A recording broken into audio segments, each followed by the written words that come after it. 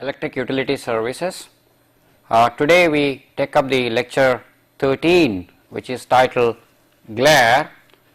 Now, having learnt about the need for lighting and having known how the artificial sources can be employed for light, and having also understood how to go about measuring these things and how various quantities with reference to lighting are mentioned, we had a look at various lighting installations, that is what form illumination systems.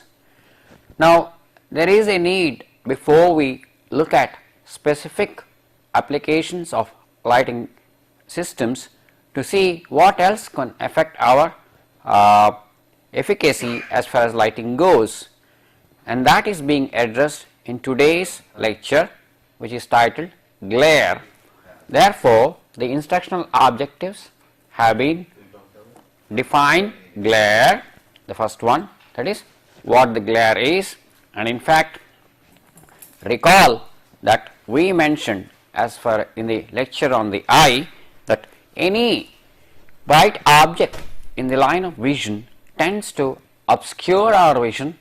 Probably first and foremost, it deters us from observing what we are supposed to observe. Secondly, it may injure the eye or cause fatigue in the eye, and this bright source of light in the line of vision is what we call glare. So, the first thing we look at is define glare, and then we have a look at the various types of glare that are possible. That is why the second objective has been listed as list types of glare. The third objective is what is the effect of these glare? Well, we say there is a bright source of light in the line of vision. Primarily it obscures the vision, but then there are secondary effects. The third objective tries to look at those secondary effects. Now, having said what the glare is, what the glare types are, and the effects of the glare, it becomes necessary from an engineering point of view to understand, for a particular installation, how do we evaluate the glare, or what kind of indices can we put for measuring. In fact, we said anything that needs to be understood needs to be measured and quantified, and that is where this comes handy. Therefore, the next objective is various glare indexes, and in fact the objective 5 is listed as how is glare evaluated. This tries to compare the various systems that are available, and the more commonly used system is elaborated. And having come up to the evaluation level, the next important thing is to understand the measures that can be adapted to see that the glare is not there, and therefore the objective is listed as measures to reduce the glare. So, we look at glare. What did we say? Glare is the brightness within the field of vision. That is, by definition, any bright source in the field of vision, that is in the line of vision, in the plane of vision, the eye level, is what we call glare. What does it do? It causes discomfort. We have all experienced a bright headlights of a automobile coming in the opposite direction, in fact blinds you. there is a temporary blindness and there is a lot of discomfort. It annoys you because you may be oriented towards particular direction, you may be locating a particular address, and in this process your objective is disturbed, it is annoyed, and if continued for a longer time, it causes a fatigue in the optical muscles, which we call as eye fatigue, and therefore glare not only does make vision blinded or temporary blindness, it reduces the visibility of an object. The primary effect, as we say, is the reduction in the visibility of an object, but associated with that we have discomfort to the eye. It creates an annoyance in the mind, primarily because the objective towards which you have been working gets distorted, and there is obviously, if there are conflicting bright sources, there could be interference and may not result in effective visualization of the object. And incidentally, the most common fault with the lighting installations that have been designed is the glare design. That is to say that not much care is given to glare. This is because all engineering aspects are not taken into account. Randomly the lamps are placed, and as a result the location may create bright sources in the plane of vision. Having learnt what glare is and having looked at what it could be doing, that is, the bright sources in the field of vision causing discomfort or reducing the visibility is what we call as glare, and is the common. What are other effects? If you look at the gamut of effects that it can have, the first thing is it could injure the eye. If persistent bright source or of intense magnitude is incident on your human eye, it can injure the eye, and associated with that is the nervous system gets disturbed and leads to a lot of discomfort, and in trying to adjust to intense bright light there can be fatigue in the optical muscles. What does this all do? All this leads to what we call the reduction in the efficiency, and as a result it leads to interference with the clear vision. Obviously, when all this happens, it may not be possible for the person to know any obstructions in the path of his activity. Say for instance, you are working at a machine and you have a bright light coming into your eyes. As a result, any object moving in the task space may not be visible to you because of this intense bright light coming in the line of vision, and there could be an accident. That is, accident risk increases considerably in the presence of glare. This has to be borne in mind. Now, when does one experience glare? We said whenever light is bright in the plane of vision is then we call it glare. So, how do we experience? We experience from lamps, naked lamps, which is a common practice with most domestic uses. Then windows, open windows when the bright light comes into them. Then poorly designed luminaries and other areas.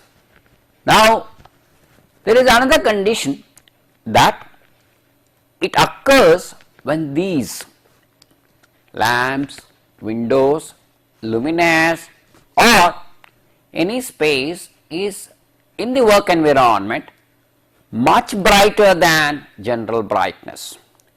We did mention that the certain general brightness is required in any environment, and the gradation, there is a certain proportional ratio between the two brightness necessary so that one does not have glare. Now, if that be the case, what are the types of glare? The glare can be classified into two categories, one direct, other reflected glare. So, if you directly place observer in the plane of bright light, or if you look at a naked lamp of high wattage, directly you can experience glare. The reflected glare is this particular light flux getting reflected from another surface. It could be furniture, it could be walls, it could be any other object in the environment. Therefore, we see that direct glare is presence of bright luminaire or the lamp system in the field of vision, whereas reflected glare is reflection of light from such a source from a glossy surface, and in fact it is observed that such a reflection may not be intense, but it is much more annoying than direct glare. In fact, direct glare being intense may make us close our eyes involuntarily, but this not being of sufficient level, it may what you call create annoyance. Okay. So, we need to avoid these. This can be done by a proper choice of interiors, that is, we maintain complete interior of a system very well prepared considering reflection factors, and try to see that very little bright light gets reflected and causes any glare. The direct glare, the best way to minimize or avoid direct glare is never have lamps brought up to the eye level, that is, you mount the luminaires or the illumination system well above the line of vision or field of vision. In the process, we reduce brightness and light flux in the normal field of view.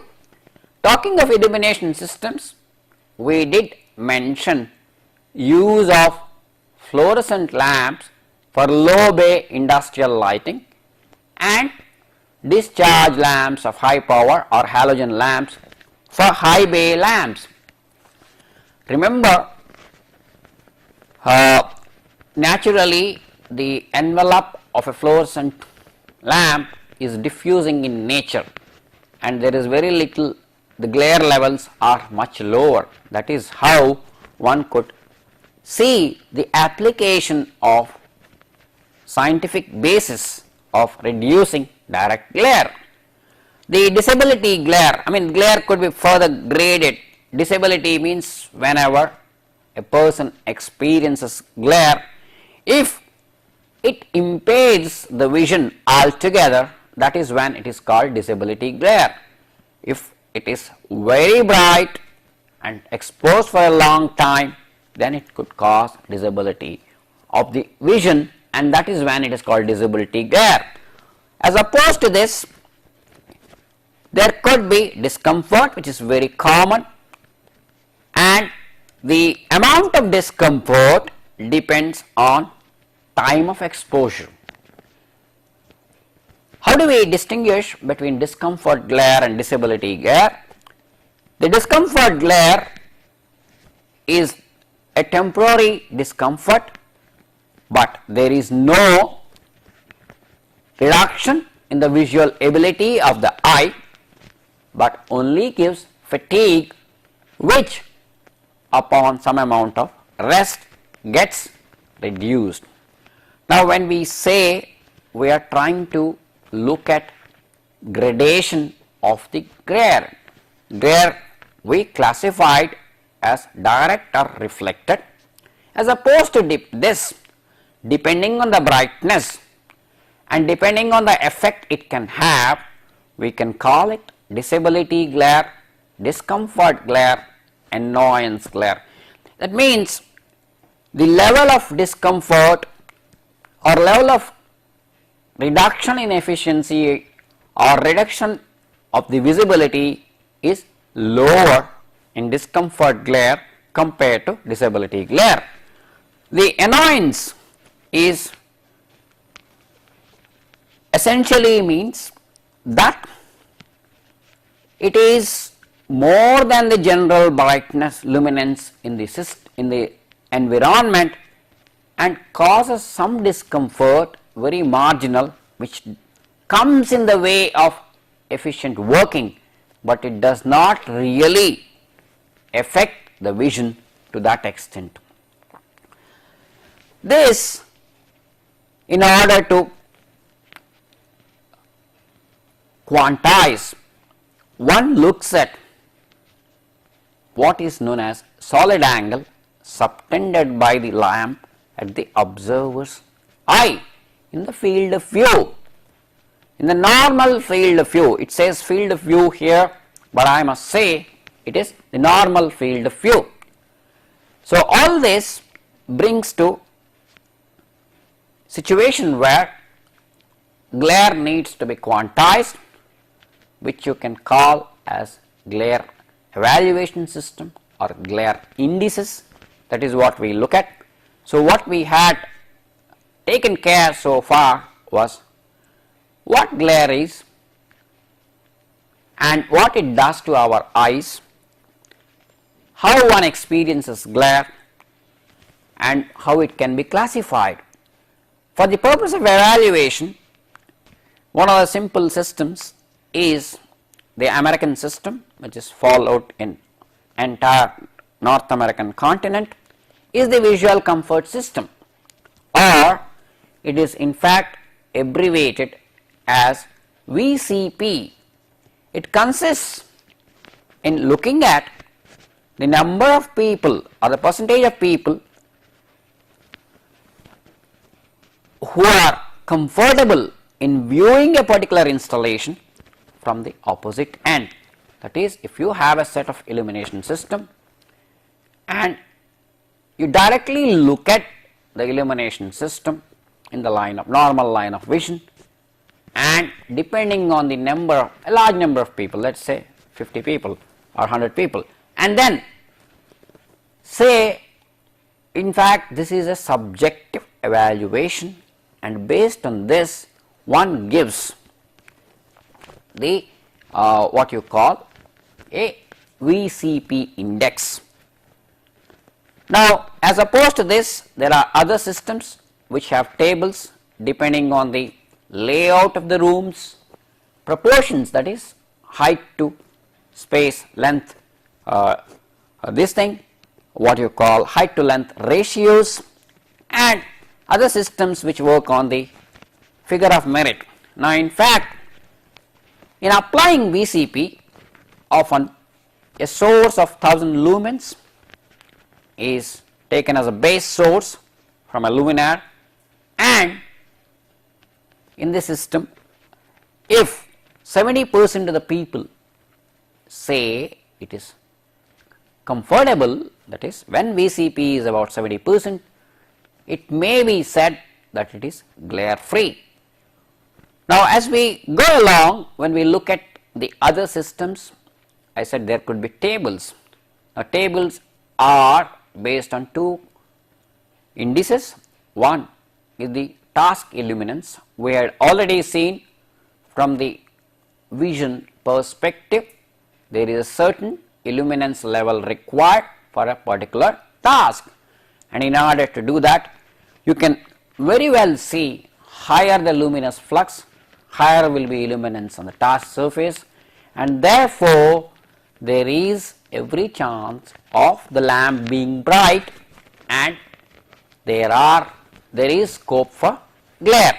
That is what is to be seen.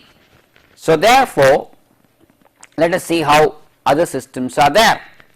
In order to do this, the British method in fact talks in terms of zones, and they have classified the application, and thereby they have come up with a glare index. As opposed to this, we have the Australian system, which depends on the luminance limit system. Remember, illuminance is the effect of light on the task surface, whereas luminance is brightness of the source, and illuminance was measured in terms of lumens per meter square or lux, whereas brightness or luminance is measured in terms of candela per meter squared. Also recall that lumen output of a lamp is talked in terms of a polar curves, which not necessarily lamp together with luminaire in fact tries to control and direct and modify these curves.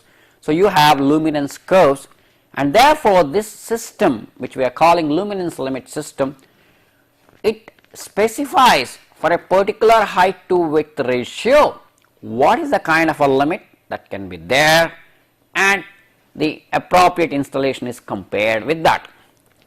We consider depending on the room dimensions, mounting height, and taking a base lamp. You remember the base lamp we talked about was 1000 lumens. Then there has been a shielding angle specified. In fact, this shielding angle decides what will be the solid angle subtended at the eye, beyond which it will create glare. Now, trying to understand what is this radiant zone of a luminaire, let us look at this picture.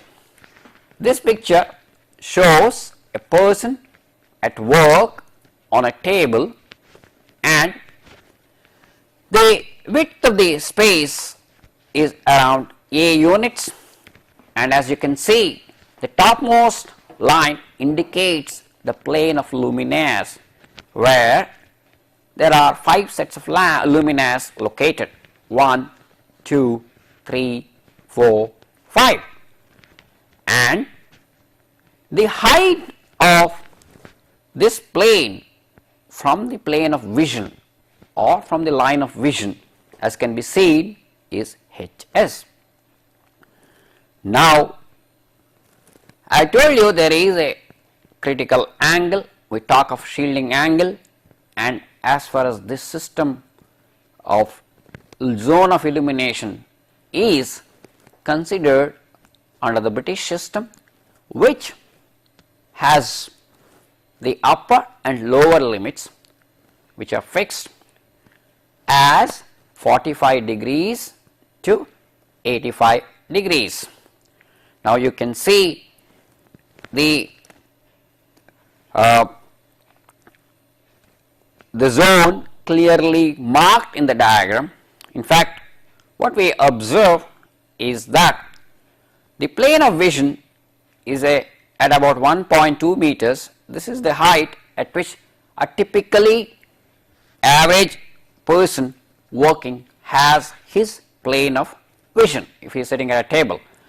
So the critical angle, which we said gamma, can vary from a minimum of 45 to a maximum of 85. Now we see the zone being defined based on, obviously, the luminaire plane is ending at luminaire 5. Therefore, gamma max is defined with respect to the straight line coming from that luminaire to the eye, which is the gamma max. Now it should be less than 85. If it is more than 85, there is every scope for creating trouble.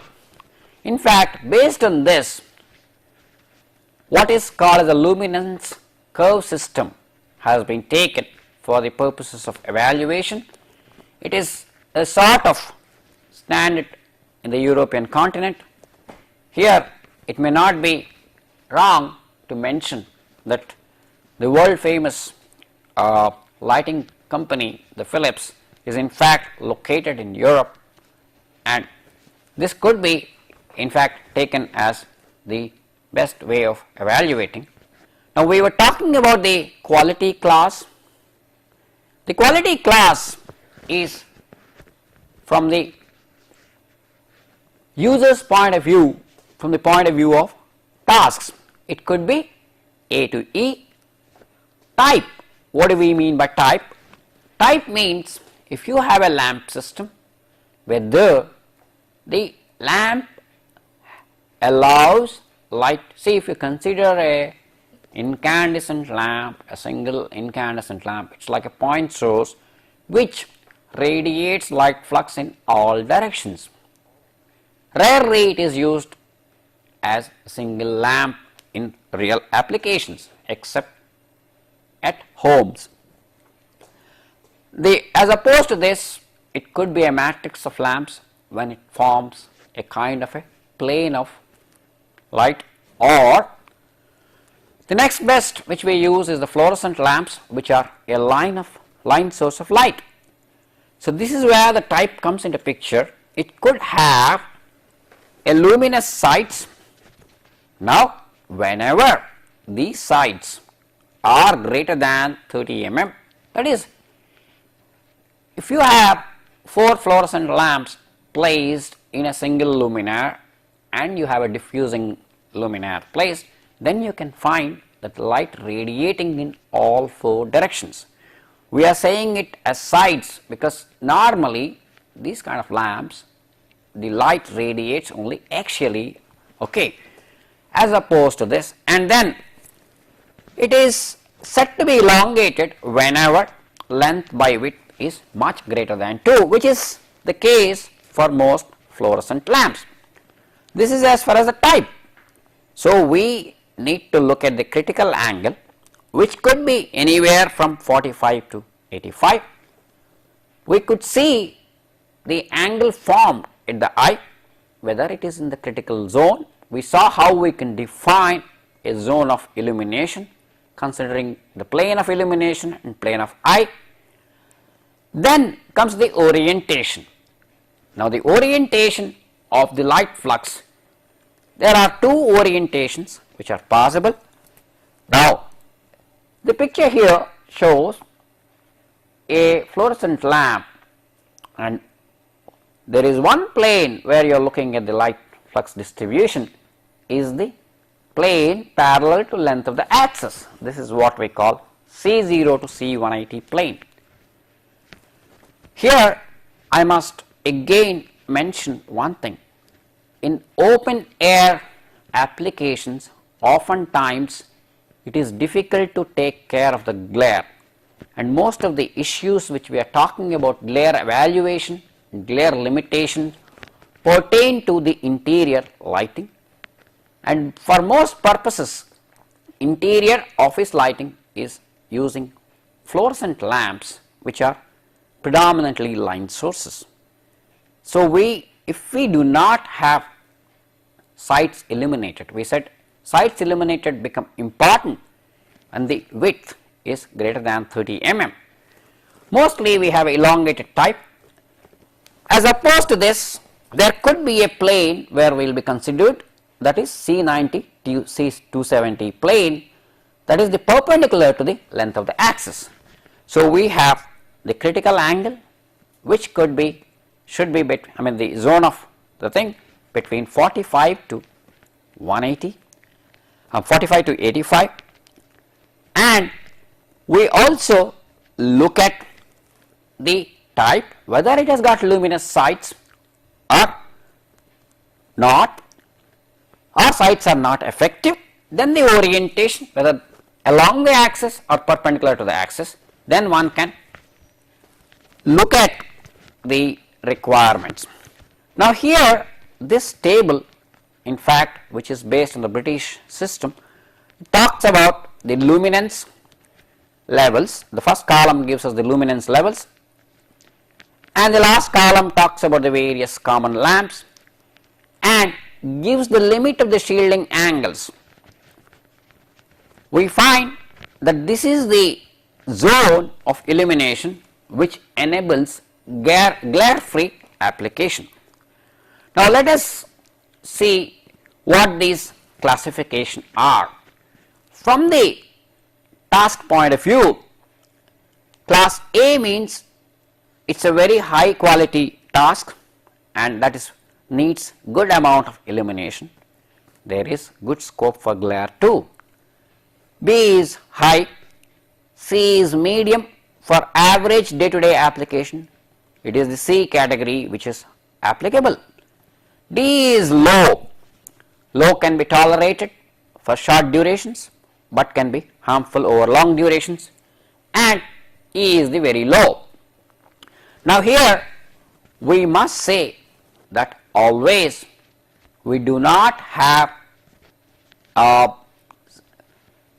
one set of lights taking care of all requirements in an environment. We said while talking about the illumination systems, there should be a general light in the environment which enables free movement and general thing.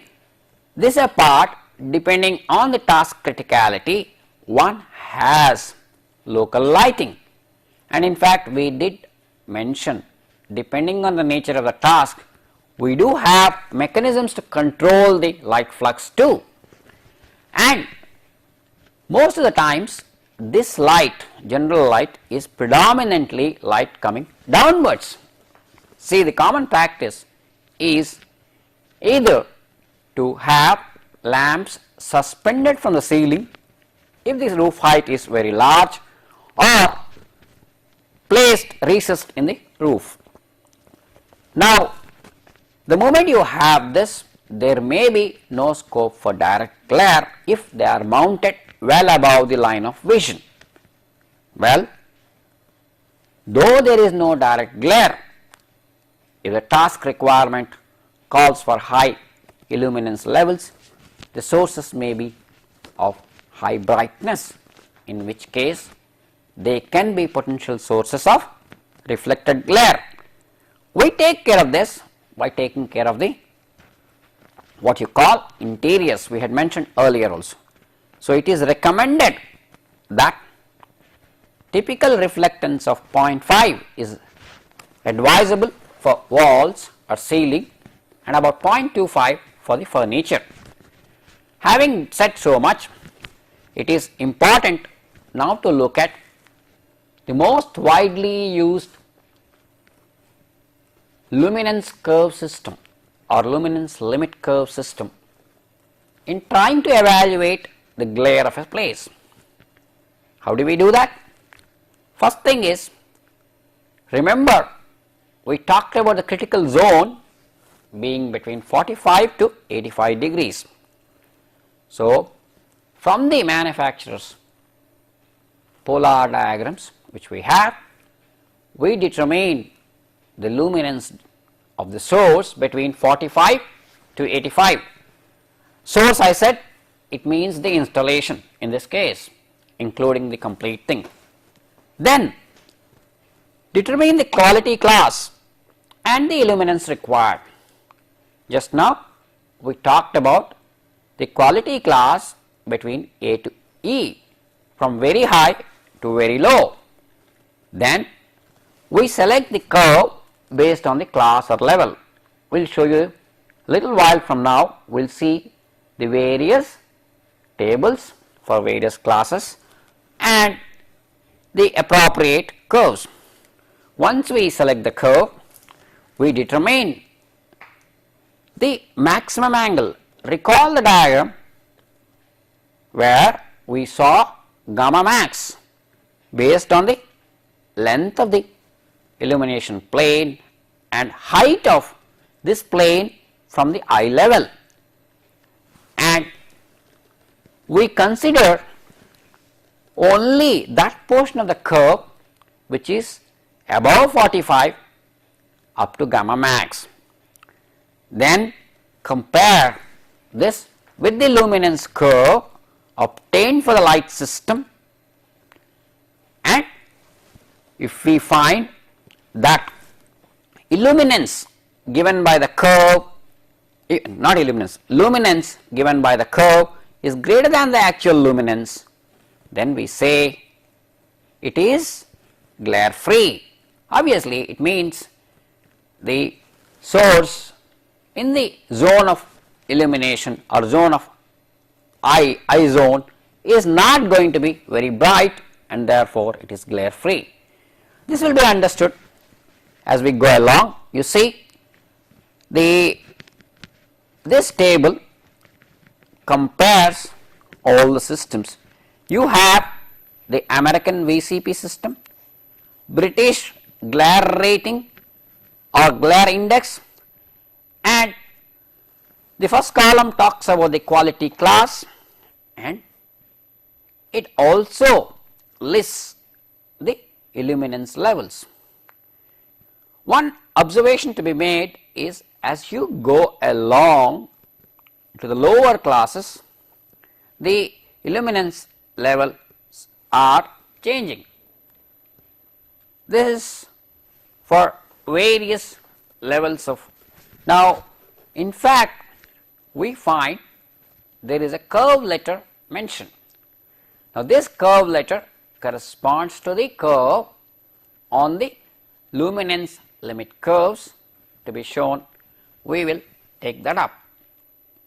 So, this is you have for all possible conditions. What do we observe? We observe that for the 5 classes we have considered, for the illuminance levels varying from 300 to about 2000 lux, it has been mentioned, and accordingly we have the corresponding glare index according to the British system and the American VCP have been given. So, glare evaluation system, as we see, is one American, which basically is VCP or visual comfort percentage. The British system is a glare index. The European is the luminance curve system, and all this requires to consider the quality class, A corresponding to very high quality lighting, B corresponds to high quality lighting, C is the medium quality, D is the low quality, and E is very low. And once we do that, and in fact for different illuminance levels, the relationship between quality class and the limit curves are as shown.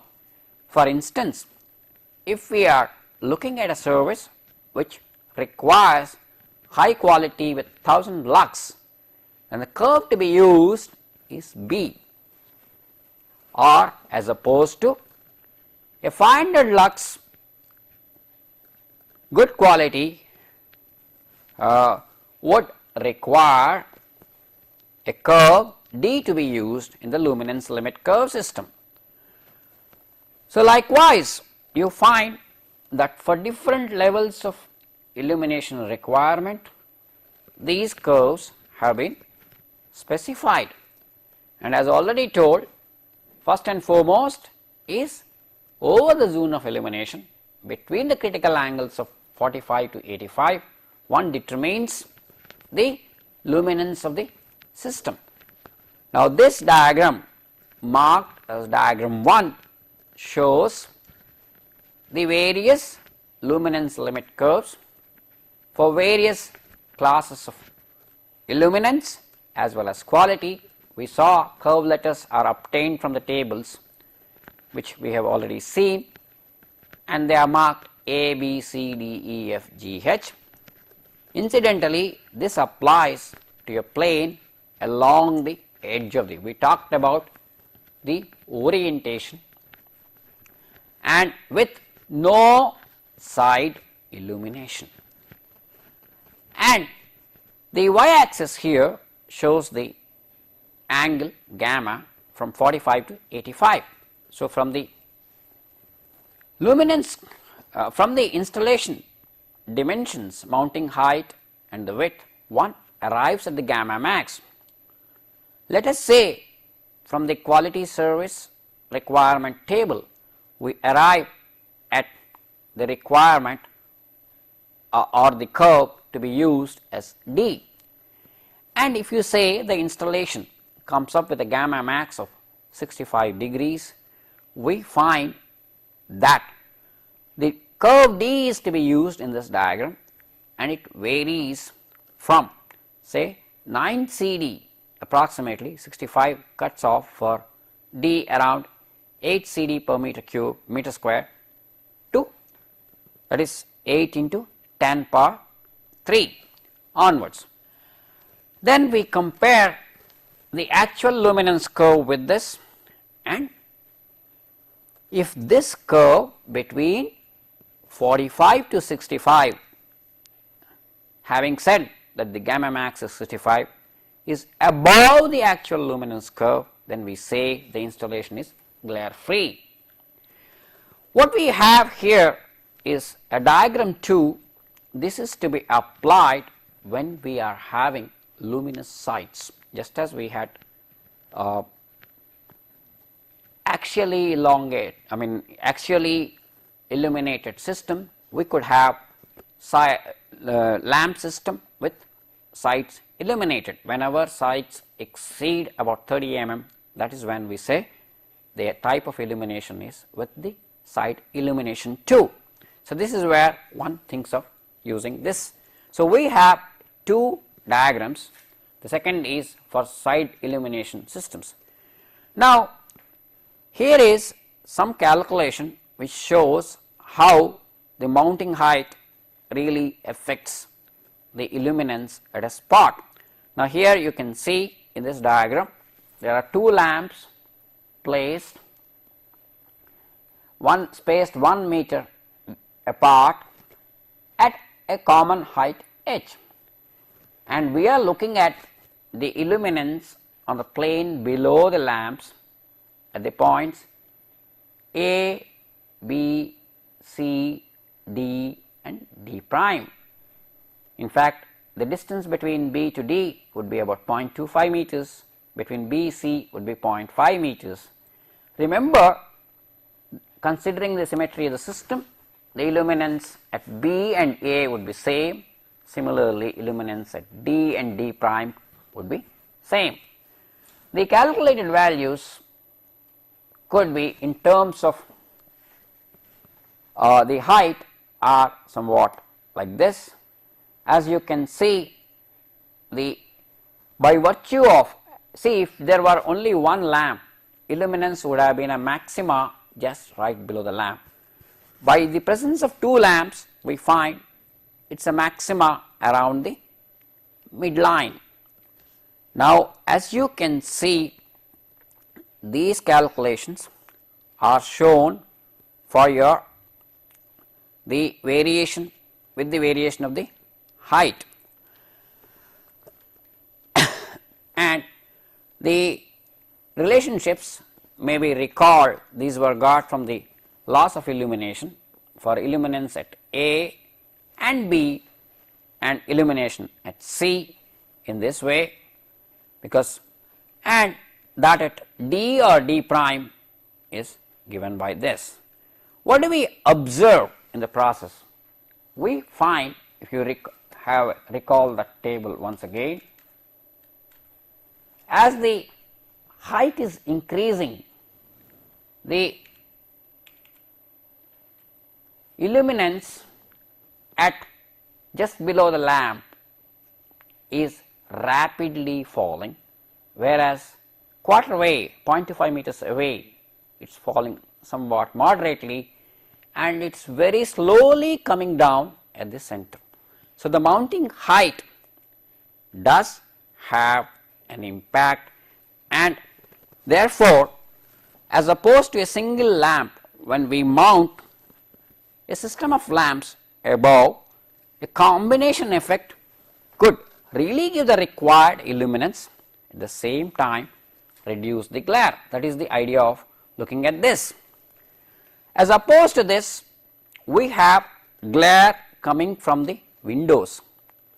In fact, when we consider the sky with the overcast conditions, we find sky luminance can be thought to be about 2000 candela per meter square, which corresponds to a horizontal illuminance of 10,000 lux.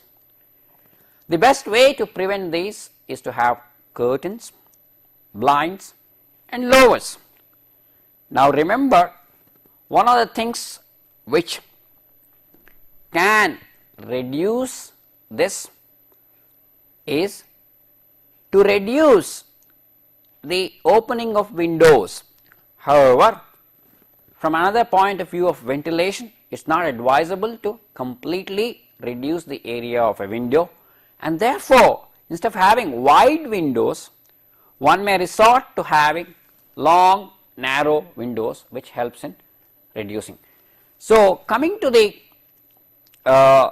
reduction of this glare, you may have to locate the work plane away from a offending window. In fact, the glare from windows is often experienced by students in the classrooms, where the blackboard, if directly in the light of bright light coming from the windows, students are unable to see, and no light is allowed to enter from the offending window. That can be done with the help of a proper design of interiors.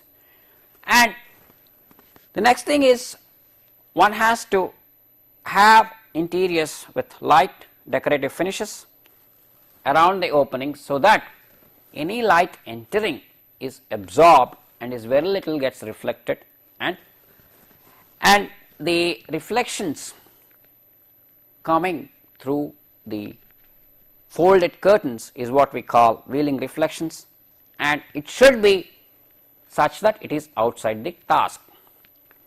These, when they are reflected by a glossy surface or a semi-matte surface, they become very important. But one must say, with all this, there is a mild distraction which creates discomfort, but it does not really what you call cause any damage or discomfort to the eye. The glare, if it is on the task, one has to look at the contrast and see that there are no loss of details. Now, in total, the glare is minimized by luminaires located